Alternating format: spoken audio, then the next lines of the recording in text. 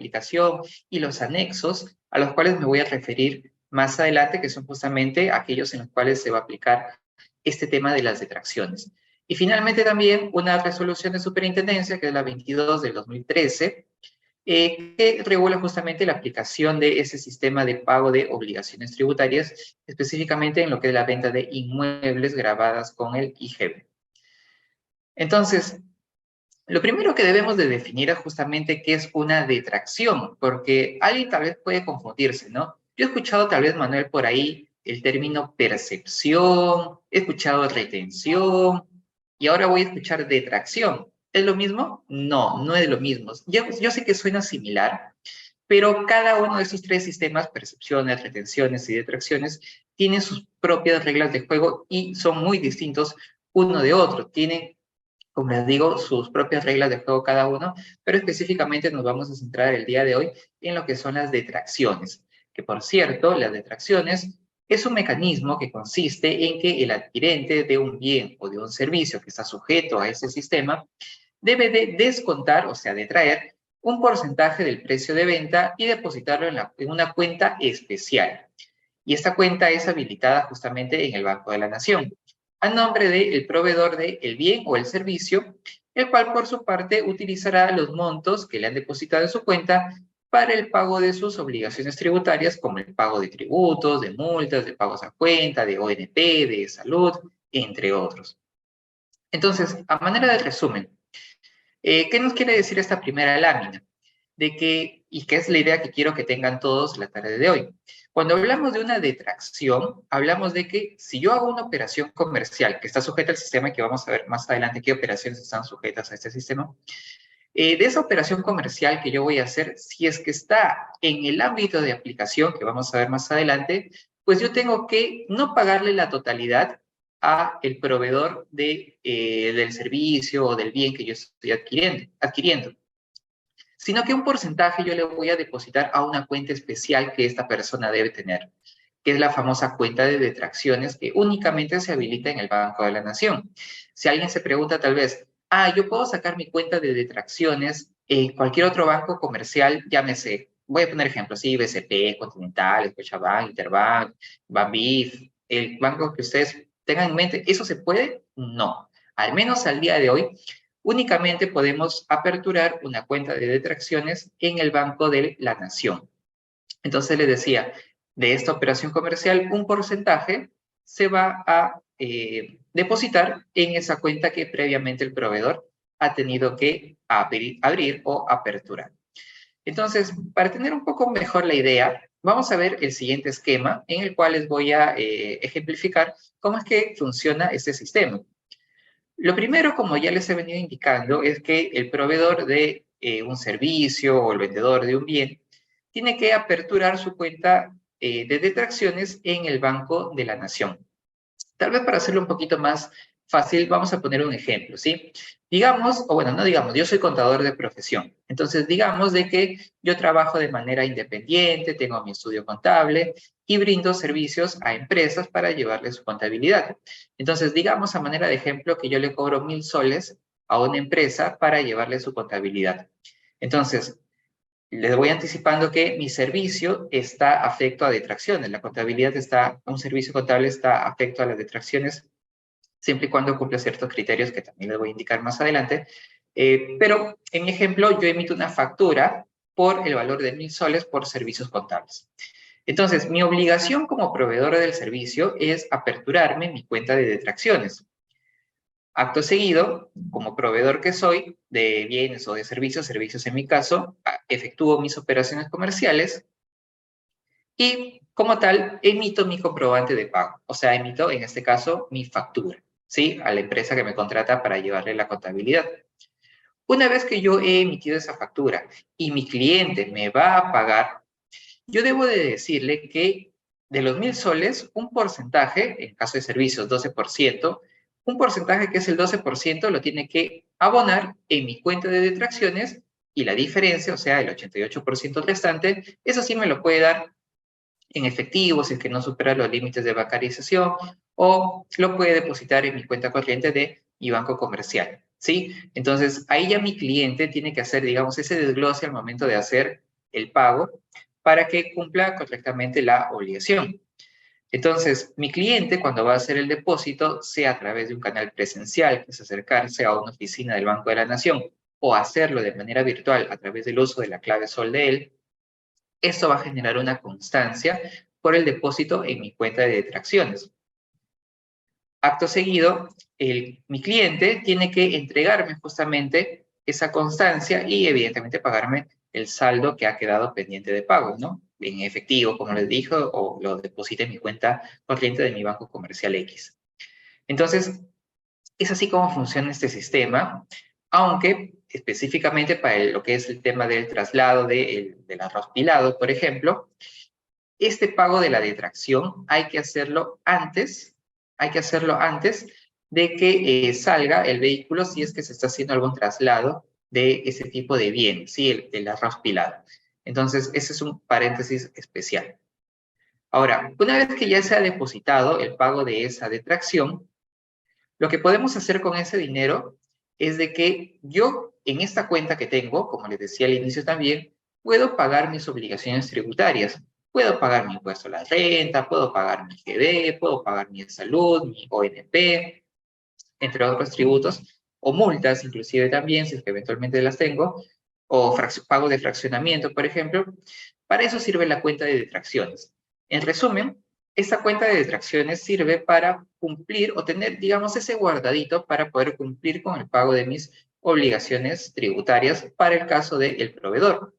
Y para el caso de mi cliente, sí, en el ejemplo que he venido dando, de la empresa a la cual le llevo la contabilidad, mi cliente solamente puede aprovechar el crédito fiscal, o sea, el IGB de mi factura, en la medida de que él haga el depósito haga el depósito de la detracción correspondiente.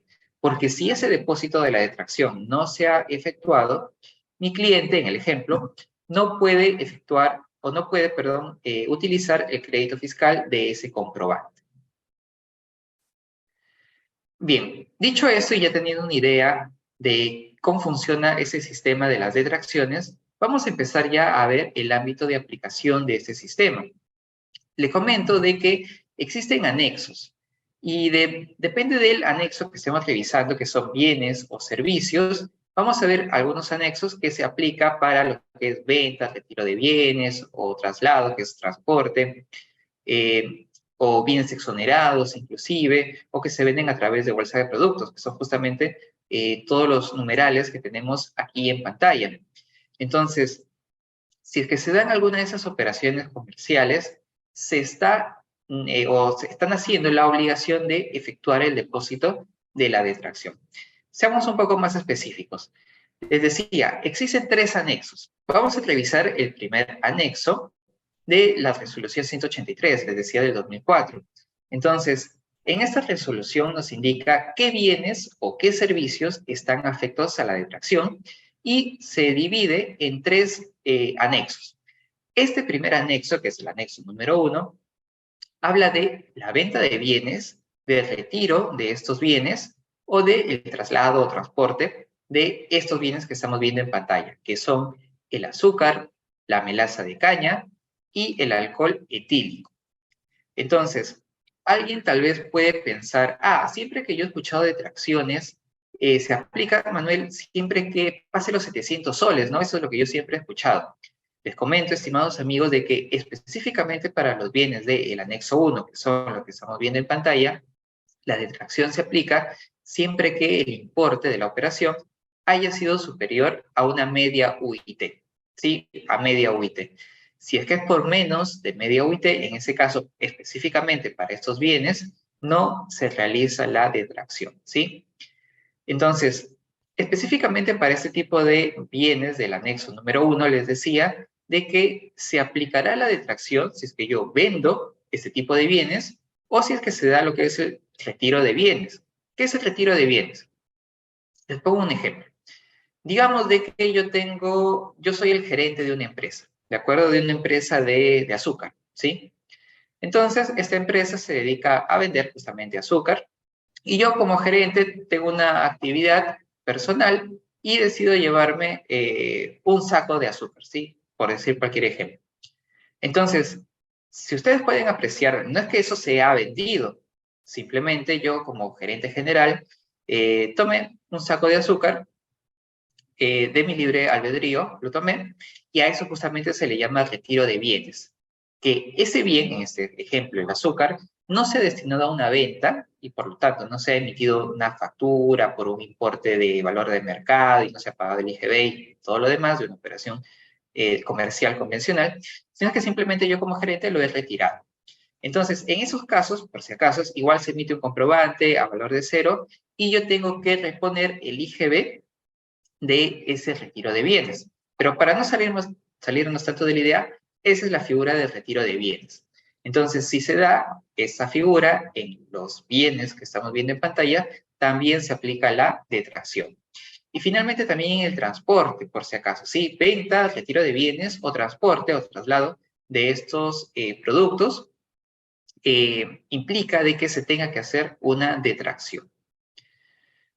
Ahora, salvo que no aplicaremos una detracción, salvo que por dichas operaciones comerciales que se hagan, se emitan no lo convencional, que es una factura, sino que, por ejemplo, están exceptuadas cuando se emite una póliza de adjudicación con ocasión de un remate o adjudicación efectuada por un martillero público o cualquier entidad que remata bienes en subasta, o también lo que son las liquidaciones de compra.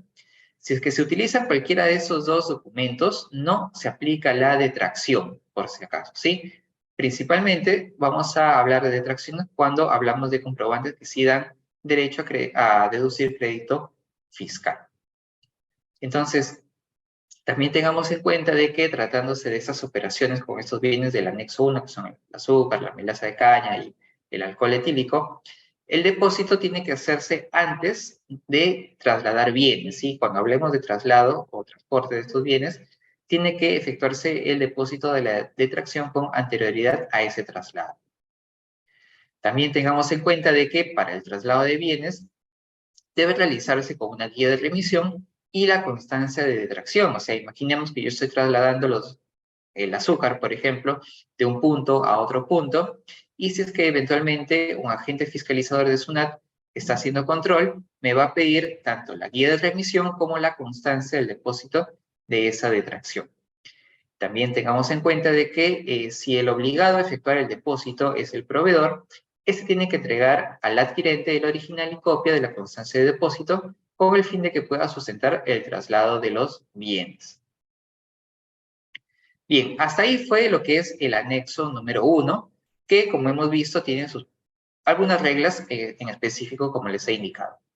Vamos a pasar a ver ahora los bienes del anexo número 2, que son los que estamos viendo en pantalla, que son recursos hidrobiológicos, maíz amarillo duro, caña de azúcar, arena y piedra, residuos, subproductos, desechos, recortes, desperdicios y formas primarias derivadas de los mismos, bienes grabados con el IGB por la renuncia a la exoneración del IGB, carnes y despojos comestibles, aceite de pescado, harina, polvo y pellets de pescados, de crustáceos, de moluscos y demás invertebrados acuáticos, la leche, la madera, el oro grabado con el IGB, la páprica y otros frutos genéricos de los géneros capsicum y pimienta, minerales metálicos mauríferos, bienes exonerados del IGB, oro y demás metales exonerados del IGB, minerales no metálicos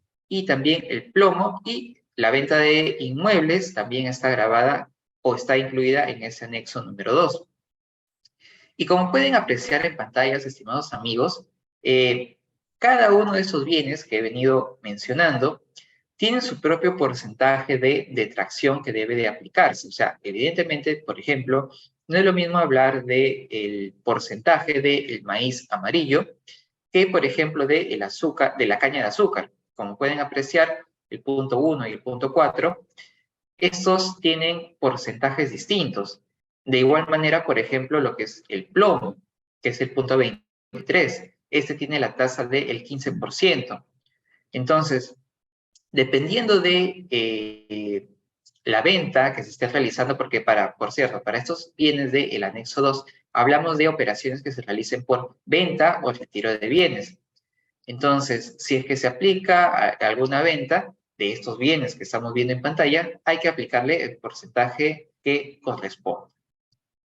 Ahora bien, ¿en qué casos vamos a hablar de que estos bienes del anexo 2 que he venido comentando están sujetos al depósito de la detracción? Hablaremos de que estarán sujetos a este depósito cuando hablemos de venta de bienes, sea o no grabada con el IGB, y también con el retiro de bienes, pero siempre y cuando esto supere el monto de los 700 soles, salvo los numerales 6, 16, 19 y 21, que también los estamos viendo en pantalla.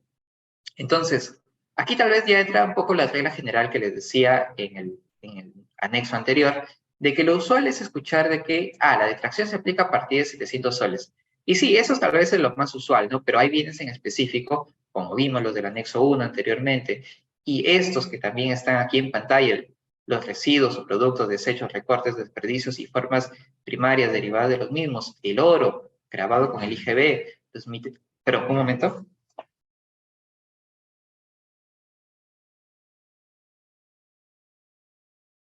Los minerales metálicos no auríferos, el oro y demás minerales metálicos exonerados con el IGB, por la venta de estos bienes no se aplica que la venta sea mayor de 700 soles, sino que sea el monto que fuere, se aplica directamente la detracción, ¿sí? Entonces, tengamos en cuenta también esta información que les estoy brindando para tal vez no siempre tener esa idea, ¿no? De que, a partir de 700 soles es la detracción y como pueden observar, no necesariamente es así. Ahora, también hay algunas excepciones en las cuales no se aplica o no se aplicaría la detracción para estos bienes del anexo número 2. ¿Cuáles son esas excepciones? Por ejemplo, por operaciones en las cuales no se emite un comprobante de pago que dé derecho al crédito fiscal, ni costo o gasto para efectos del impuesto a la renta, excepto cuando el cliente sea el sector público. También por operaciones por las cuales se emita documentos a los cuales se refiere el numeral 6.1 del artículo 4 del Reglamento de Comprobantes de Pago, excepto las pólizas emitidas por bolsas de productos. Eso principalmente son documentos autorizados, por si acaso. También en operaciones en las que se debe emitir liquidaciones de compra, en ese caso tampoco hablamos de detracciones. Y también cuando las empresas del sistema financiero y de seguros y las cooperativas de ahorro y crédito no autorizadas a captar recursos del público, que se encuentran bajo el control de la SBS, emitan una factura electrónica, boleta de venta electrónica o nota electrónica. Entonces, en estos casos específicos, no se aplica la detracción. A manera de ejemplo, para entender esto un poquito mejor, hemos visto en la lista que uno de los bienes de ese anexo número 2 es la leche. Entonces, si es que imaginemos que una persona que es consumidor final, o sea, le emiten una boleta de venta, compra, a manera de ejemplo, ¿sí? Compra 1.000 soles de leche. Entonces, esta persona, cuando le van a emitir la boleta de venta, pueden preguntarse, si yo he vendido el valor de 1.000 soles en leche con boleta de venta, ¿esto estará afecto a un depósito de detracción? La respuesta sería que no, porque si vemos el primer punto, por ejemplo, yo les hablaba de que está exceptuado cuando se emite un comprobante de pago que no dé derecho al crédito fiscal. ¿Y qué comprobante no me da derecho al crédito fiscal y tampoco me permite deducir costo o gasto, salvo los sujetos de RUS? La boleta de venta. Entonces, en ese ejemplo último que les acabo de poner, no se aplicaría lo que es la detracción. Ahora, ¿en qué momento se debe de efectuar el depósito de la detracción? Tengamos en cuenta de que, en principio, el que debe de pagar la detracción es el adquirente, o sea, el cliente, por ejemplo, o el pagador, ¿no? Entonces, esa persona tiene como fecha para efectuar este depósito en la cuenta de detracciones del proveedor hasta la fecha del pago parcial o total del proveedor o dentro del quinto día hábil del mes siguiente a aquel en que se efectuó la anotación del comprobante de pago en el registro de compras, lo que ocurra primero.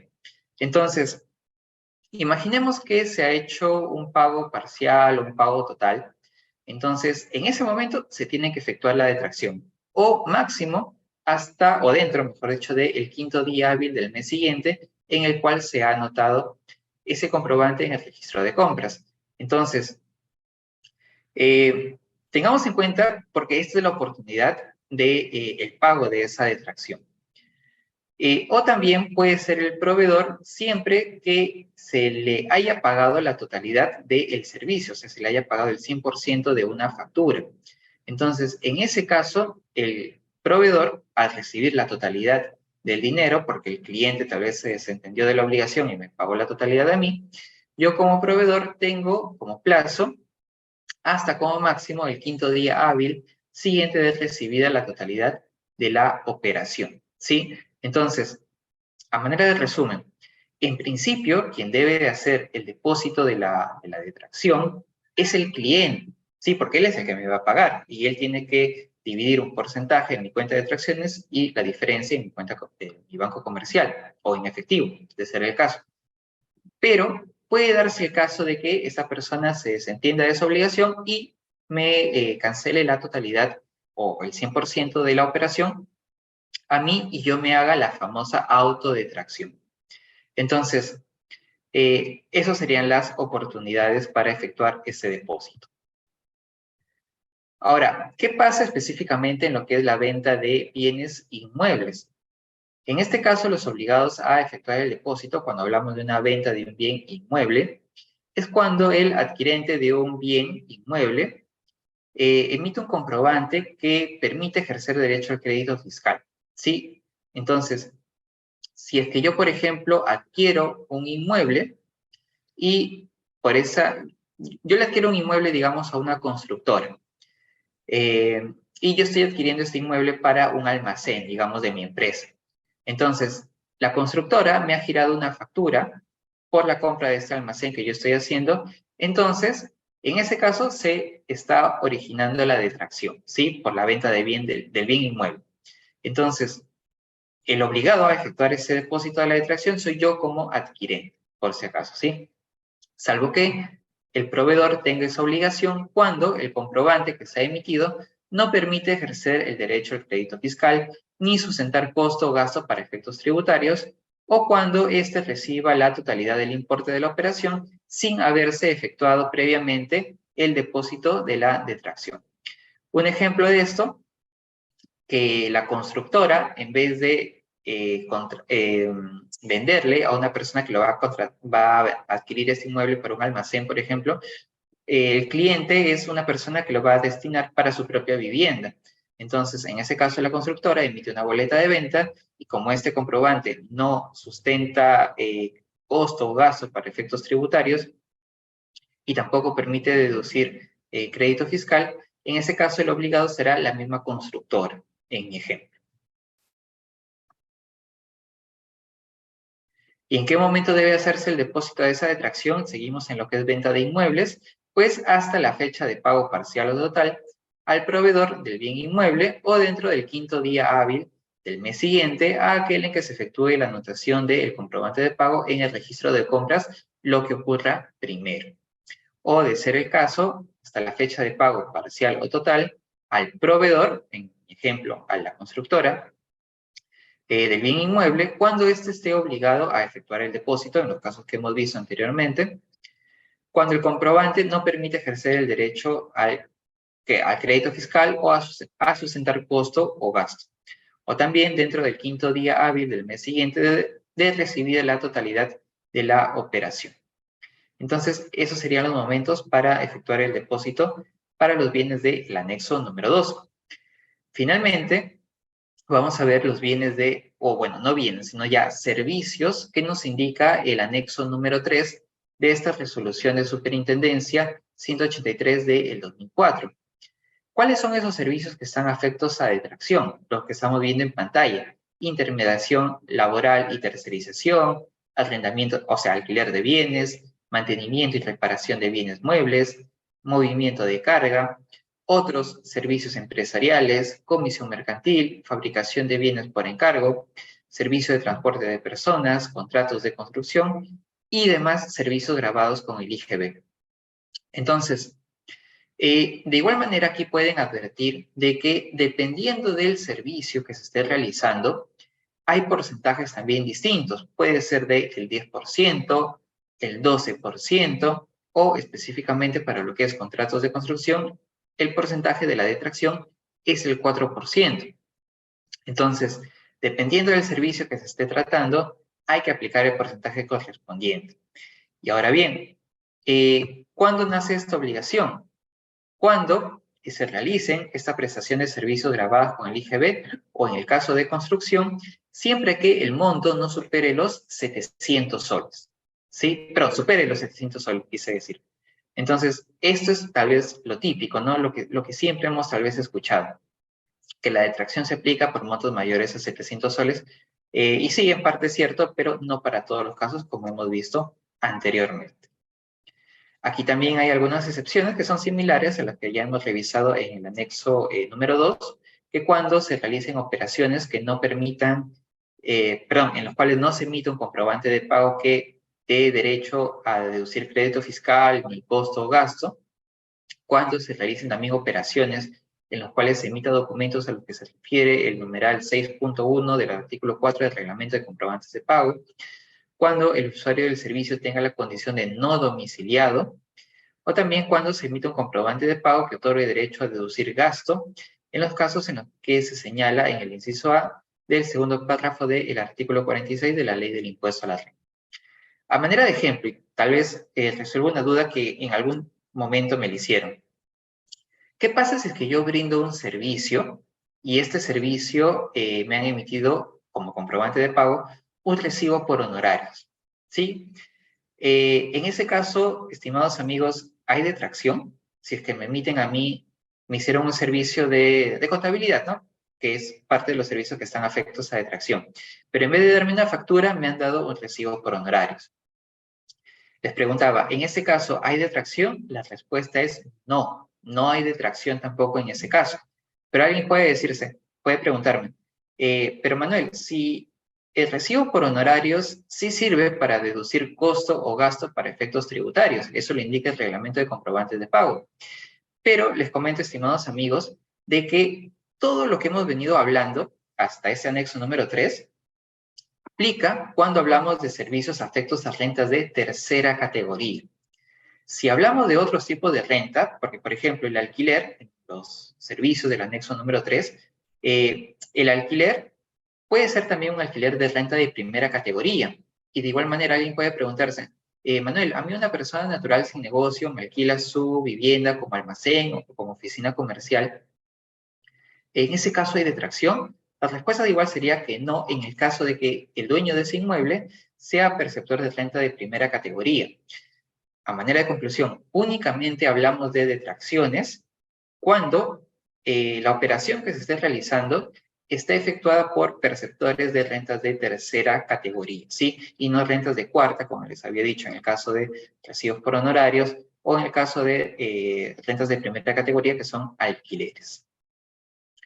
Ahora bien, también específicamente hay algunos servicios que no están afectos a lo que es la detracción, como cuáles, por ejemplo, como los servicios que brindan las administradoras privadas de fondos de pensiones, o sea, las AFPs, y las entidades prestadoras de salud.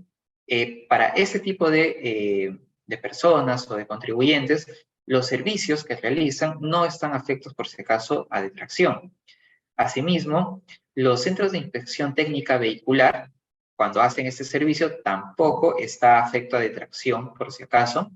De igual manera, las empresas que prestan servicios de transporte ferroviario público de pasajeros, pues por este servicio tampoco está la obligación de depositar la detracción. También aquellas empresas que prestan el servicio de transporte acuático de mercancías en tráfico nacional, sea marítimo, fluvial o lacustre, este tipo de servicios tampoco están afectos a detracción. Asimismo, las empresas que prestan el servicio de transporte aéreo de carga dentro de los límites del territorio nacional, ese servicio tampoco está afecto a lo que es la detracción.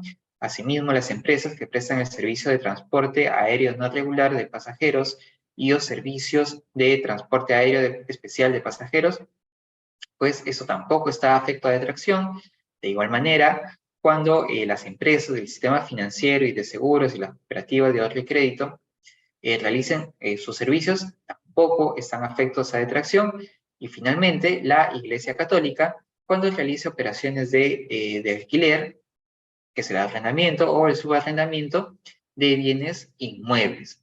Entonces, en ese tipo de casos específicos donde se brindan servicios que aparentemente estarían afectos a la detracción, por ley no lo están. Sí, expresamente la ley los ha excluido.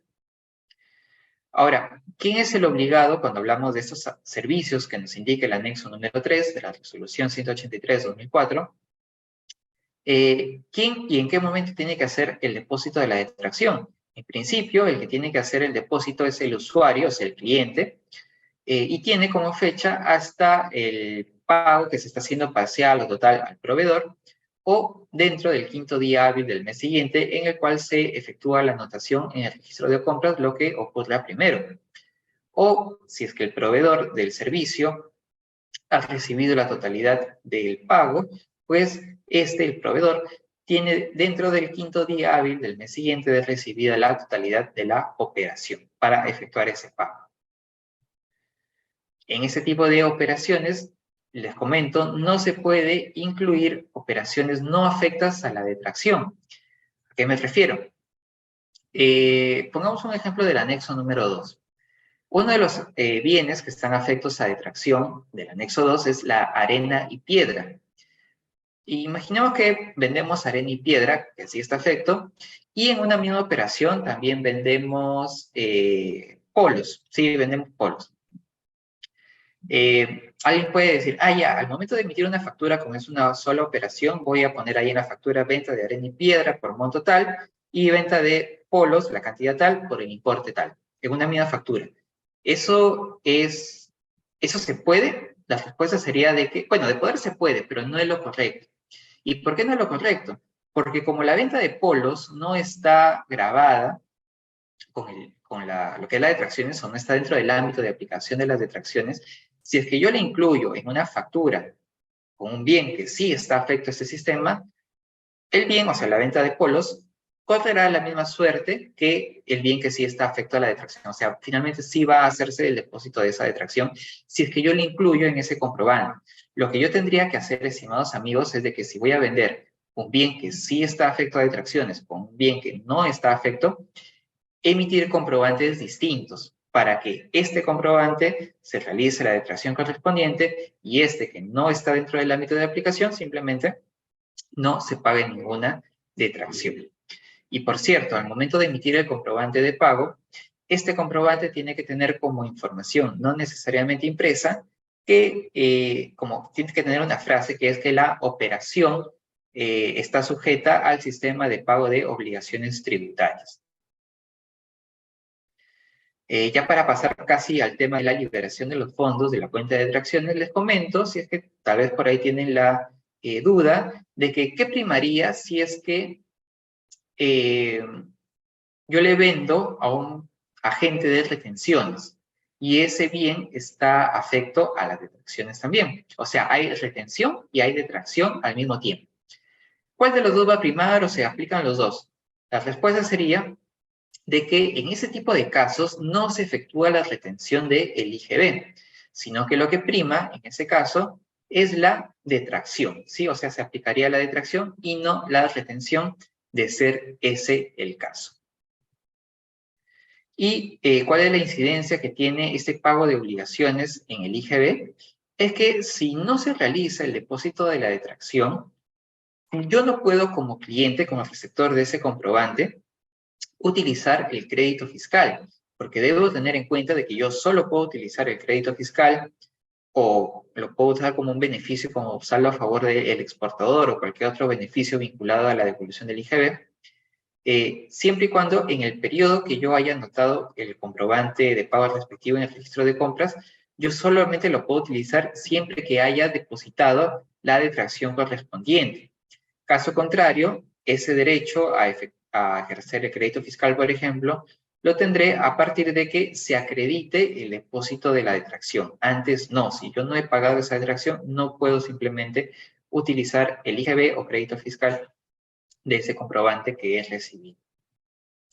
Bien, ya teniendo todos esos conceptos en claro, vamos a ver cuáles son cuáles son las modalidades o cuáles son los procedimientos que tenemos para solicitar una liberación de fondos en la cuenta de detracciones.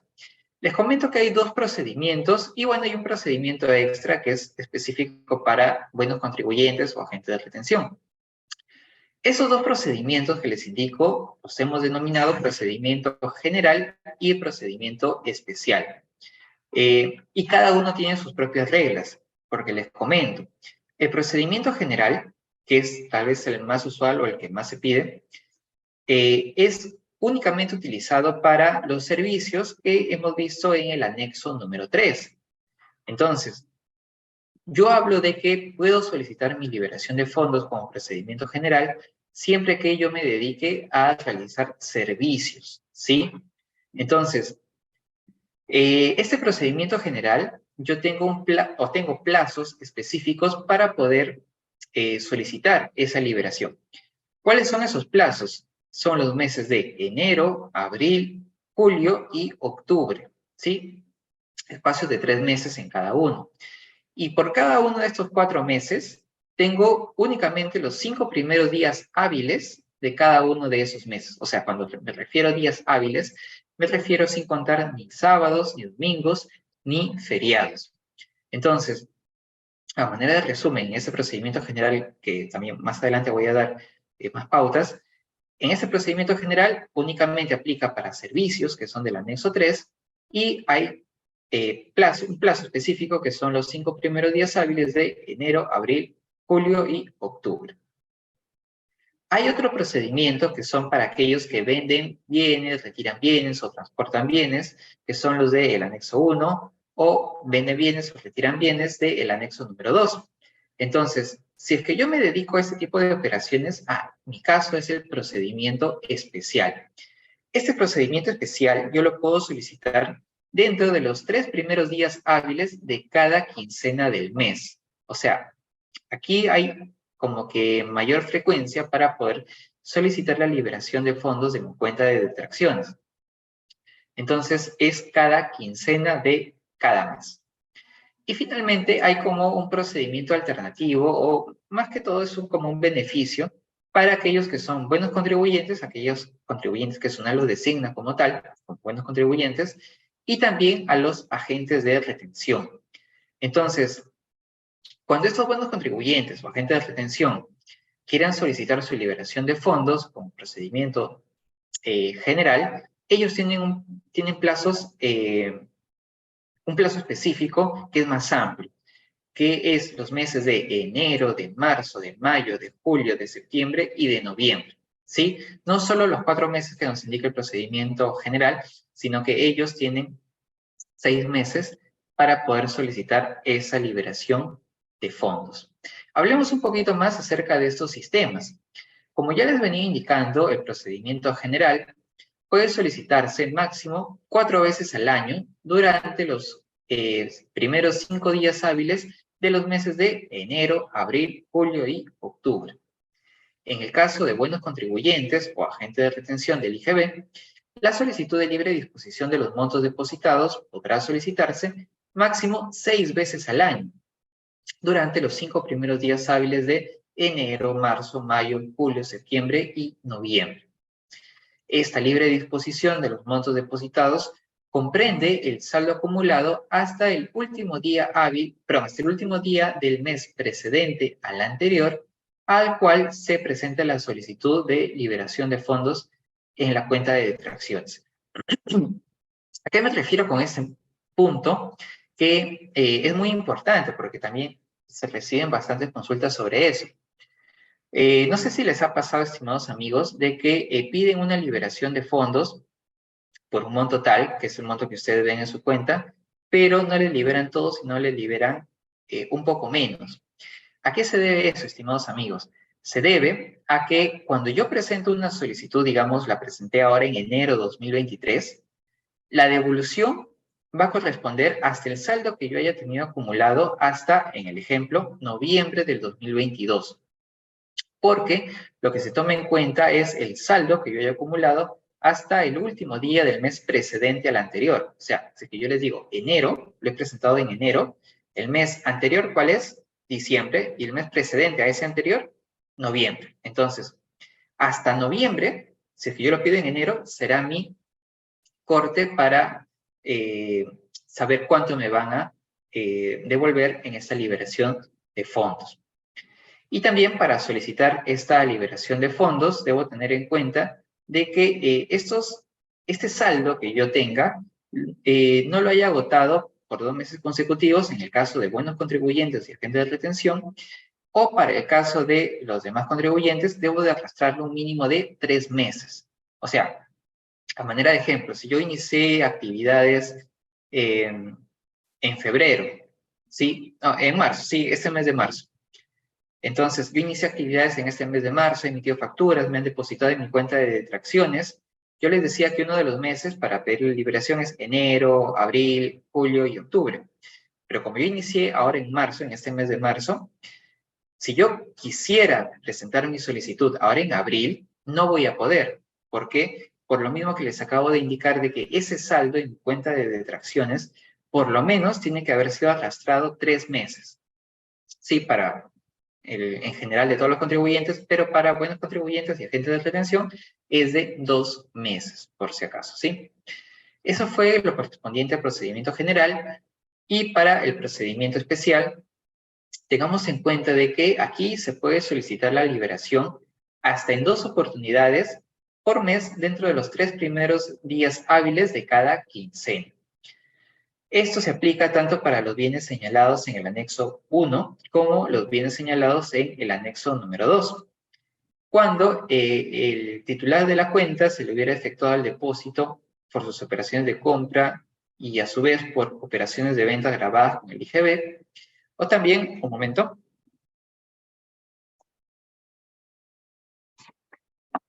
o también cuando se hubiera efectuado el depósito en su propia cuenta por haber realizado los traslados de bienes fuera del centro de producción, zonas geográficas que gocen beneficios tributarios, hacia el resto del país, ¿no? Que son lo que habíamos indicado en el ámbito de aplicación, ¿no? Ventas, retiros o traslados de estos bienes del anexo 1 o el anexo número 2. Hay que tener en cuenta también de que esta presentación, o sea, si es que yo quiero, si ya conozco esto, ya conozco los plazos, ya conozco qué tipo de procedimiento yo tengo que elegir, ¿cómo hago esta solicitud?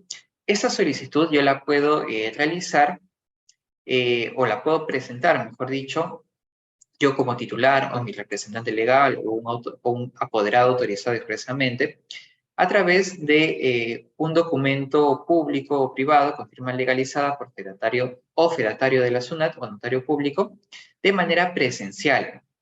O lo más usual, presentar mi solicitud de manera virtual.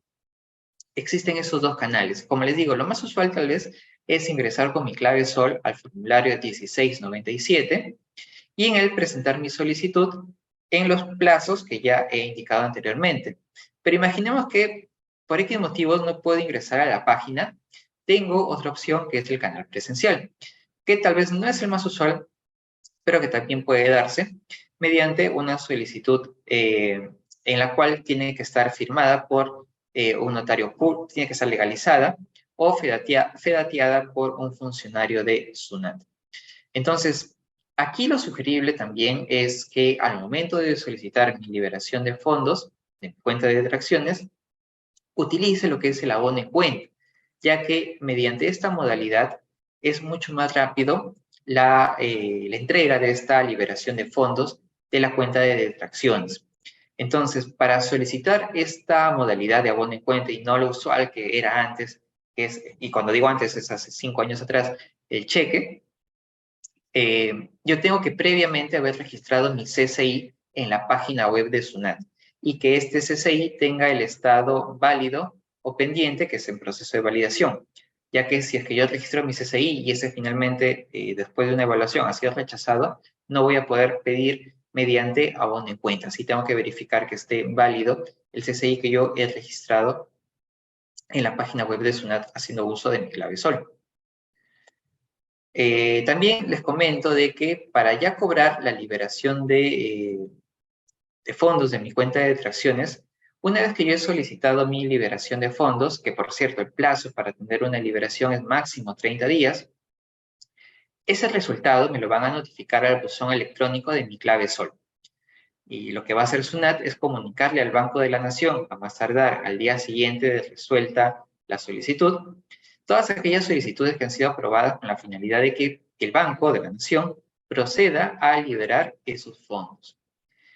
Y de haber solicitado la modalidad de cobro en efectivo o en cheque, una vez notificada la resolución de liberación de fondos, el contribuyente tiene plazo máximo de 15 días hábiles siguientes de la notificación para hacer efectivo el cobro de esa liberación de fondos, ¿sí? Entonces, tengamos en cuenta este último punto para aquellas personas que se acercan de manera presencial a hacer el cobro de esa liberación de fondos. Por eso les decía también anteriormente que lo sugerible es utilizar lo que es el abono en cuenta, ya, porque evidentemente me depositan directamente a una cuenta de mi banco comercial X y no tendría pues este plazo para acercarme a al Banco de la Nación. Y bien, hasta acá ha sido la presentación que hemos querido compartir con ustedes la tarde del día de hoy y vamos a empezar ya a lo que es